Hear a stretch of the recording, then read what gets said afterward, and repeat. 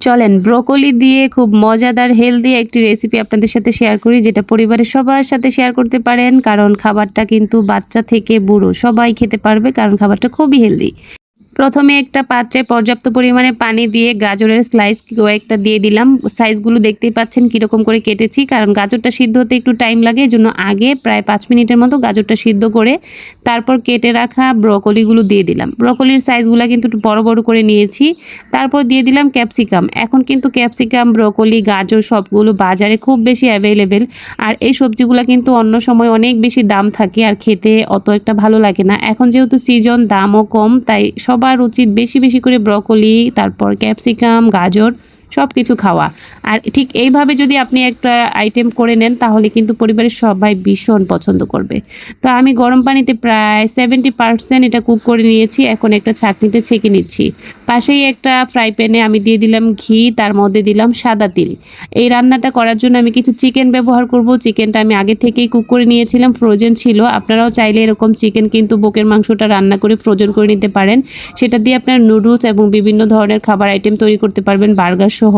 তো আজকে আমি এই ব্রকলি, ক্যাপসিকাম আর গাজরের মধ্যে হচ্ছে কিছু চিকেন অ্যাড করে নিয়েছি। চিকেনগুলো দিয়ে নেড়েচেড়ে গরম করে তারপরে এখন যেই ভাপিয়ে রাখা, মানে প্রায় 70% কুক করে রাখা সবজিগুলো সবগুলো দিয়ে দিলাম। চুলার আঁচ একদম মিডিয়াম লোতে রেখে আস্তে আস্তে নেড়েচেড়ে নিব। আমি যখন সবজিগুলো সিদ্ধ করি কোনো রকম লবণ তখন ব্যবহার করিনি। এখন আমি এটাতে যতটুকু স্বাদ মতো লবণ লাগবে লবণ অ্যাড করে নিব। আর আপনারা হচ্ছে এই সবজিটা খুব ইজিলি এখন পেয়ে যাবেন বাজারে, দামও কম, তাই সবাই এটা রেডি করে অবশ্যই খাবেন। আমি লবণ দিয়ে দিলাম স্বাদ মতো যতটুকু লাগবে, কারণ আমার চিকেন রান্নাতেও কিন্তু কিছুটা লবণ ছিল। ঝালের জন্য আমি এখানে গোলমরিচ অ্যাড করব। আপনারা সাদা অথবা কালো যে কোনো গোলমরিচ ক্রাশ করে দিতে পারেন। তো আমি দিয়ে দিলাম গোলমরিচ গুঁড়ো। আর এখন এটা আমি ভালোভাবে একটু নেড়ে নিব, কিন্তু অনেক বেশি জোরে জোরে নাড়া যাবে না, কারণ ভেঙে যাবে। সামান্য পরিমাণ সয়া সস দিয়ে দিলাম যেন স্বাদটা আরও একটু ভালো আসে। আর এই খাবারগুলো কিন্তু আমি ইফতারে খেয়েছি, কারণ আমি বলেছি যে একদিনও আমি কোনো ভাজা পোড়া খাইনি, প্রতিদিন চেষ্টা করেছি হেলদি কোনো খাবার রাখার জন্য। তো ঝালের জন্য আরও একটু মরিচ অ্যাড করলাম, সেটা হচ্ছে চিলি ফ্লেক্স, যেটা বলে শুকনো মরিচ ভাজা। তো এটাও অ্যাড করে দিলাম যেন একটু ঝাল ঝাল হয়, কারণ ঝাল ছাড়া কিন্তু আমার খেতে ভালো লাগবে না। তো একদম লাইট জাল, খুব বেশি না, দিয়ে চুলার আঁচ একদম লোতে রেখে আস্তে আস্তে করে দেখেন খুব নেড়েচেড়ে রান্না করে নিয়েছি।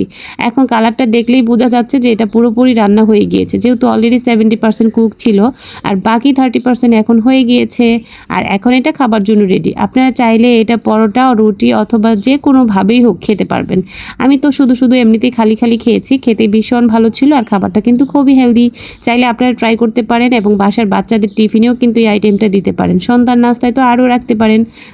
তো সবাই ভালো থাকবেন, সুস্থ থাকবেন, রুমির রান্নাঘরের সাথেই থাকবেন। পেজে একটা অবশ্যই ফলো দিয়ে দিবেন।